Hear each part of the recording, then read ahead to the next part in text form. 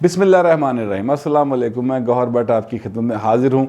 और जैसा कि आप जानते हैं कि इमरान खान जो प्राइम मिनिस्टर हैं पाकिस्तान के, उन्होंने एक प्राइवेट टीवी चैनल को इंटरव्यू दिया और बड़ा तफसीली इंटरव्यू था। लेकिन मुझे ये समझ नहीं आई कि खान साहब ने वो इंटरव्यू दिया क्यों।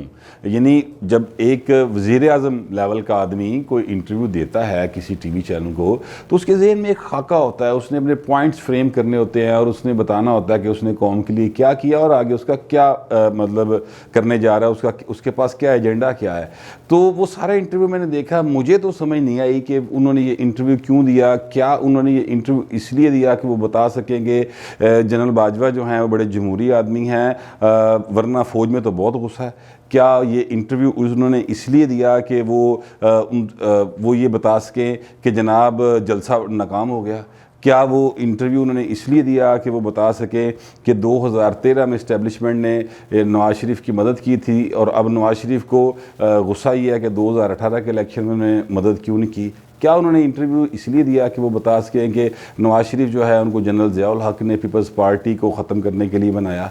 मुझे समझ नहीं आ सकी जब एंकर ने उनसे ये पूछा कि खान साहब गरीब आदमी के बड़े बुरे हालात हैं और 17-18 हज़ार रुपये में वो कैसे गुजारा करेगा, आपका लाखों की तनख्वाह में गुजारा नहीं होता तो उसका कैसे होगा। तो उन्होंने कहा कि हम इसका हल ये है कि हमें मज़ीद वेल्थ क्रिएट करनी पड़ेगी। तो उन्होंने कहा जब तक वेल्थ क्रिएट नहीं होती खान साहब तो फिर तब तक वो क्या करे, खुदकुशियाँ करे। तो खान साहब ने कंफ्यूज होकर कहा क्या हो रहा और क्या करेंगे आप।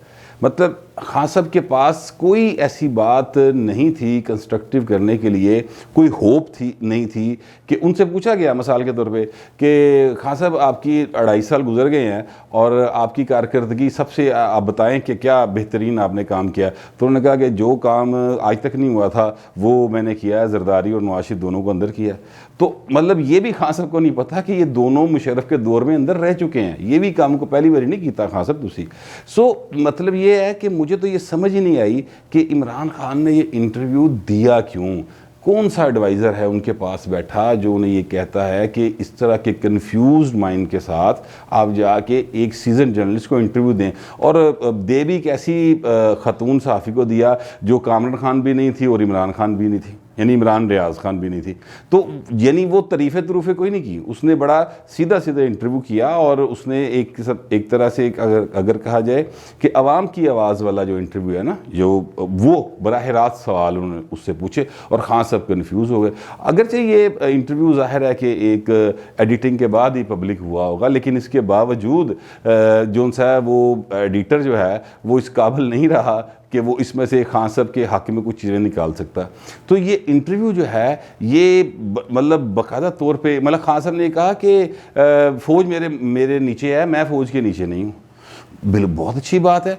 फ़ौज जो है वो हुकूमत के मातहत ही होती है, उसे मातहत ही होना चाहिए। लेकिन खान जी ज़रा थोड़ा है तुसी इत्थे गलती कर गए, पाकिस्तान च इस तरह नहीं होंदा।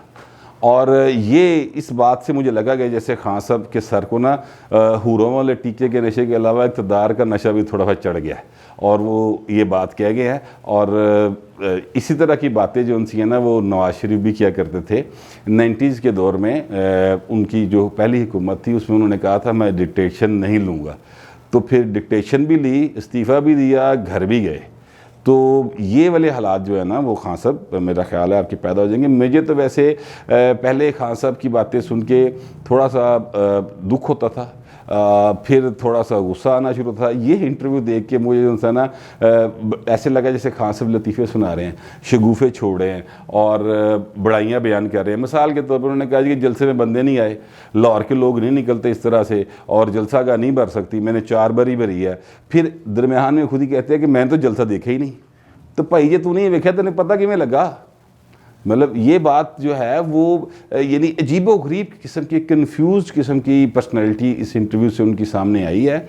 और जिससे ज़ाहिर है कि जो भी समझदार लोग होंगे, जो भी खान साहब की तरफ उम्मीद से देखने वाले लोग होंगे, उनमें भी मायूसी का लेवल बढ़ा है कि यार एक ऐसा बंदा आके बैठ गया है जिसको पता ही नहीं है कि उसने क्या किया और आगे वो क्या करने जा रहे हैं। यानी वो इस बात को अपनी कारकर्दगी बता रहे हैं कि जनाब मैंने 2 जो साबिक सदर और साबिक वज़ीर आज़म को अंदर कर दिया, और वो कह रहे हैं कि ये पहले कभी नहीं हुआ।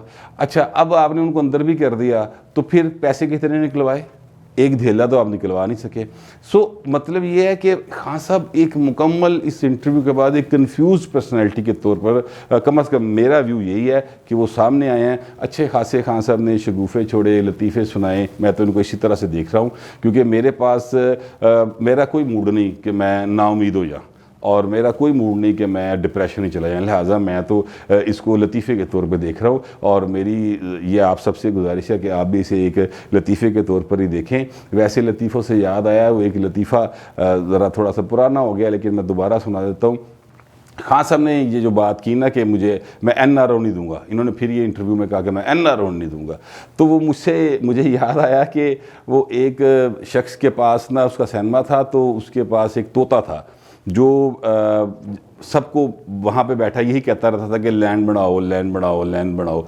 एक और साहब आए, उन्होंने देखा कि तोता जो है वो रात होता है, बोलता बड़ा है, तो उसने उससे कहा कि यार तोता मैंने दे दे, तो वो उससे तोता लेके घर चला गया। अब तोता चूँकि एक ही लफ्ज़ जानता था, एक ही जुमला जानता था, वहाँ पर बैठ के वो भी यही कही जा रहा था कि लैंड बनाओ, लैंड बनाओ, लैंड बनाओ। वो घर में बैठ के भी यही कही जा रहा था कि लैंड बनाओ। तो खान साहब में भी लगता है यही चिप फिट हुई हुई है कि NRO नहीं दूंगा, NRO नहीं दूंगा। और खान साहब NRO आप ना दे सकते हैं, ना आपने देना है। जिन्होंने देना था उन्होंने नवाज शरीफ को दे दिया और वो पाकिस्तान से बाहर चले गए। अब भी जिन्होंने देना है उन्होंने तुहानू पूछना कोई नहीं। ਇਹੋ ਜਿਹੇ ਇੰਟਰਵਿਊ ਤੋਂ ਬਿਹਤਰ ਹੈ ਕੁੱਤਿਆਂ ਨਾਲ ਖੇਡਦੇ ਰਹੋ। ਮਿਹਰਬਾਨੀ ਕਰੋ, ਇਸ ਤਰ੍ਹਾਂ ਦੀ ਗੁਫ਼ਤਗੂ ਨਾ ਕਰੋ ਜਿਸ ਨਾਲ ਕੌਮ ਦੇ ਵਿੱਚ ਮਾयूसी फैले। मैं भी दुआ करता हूँ, आप भी दुआ करें कि अल्लाह ताला जो उनसा है वो खान साहब को कोई चज दा काम करने की तौफीक अता करे। अब तक के लिए इतना ही।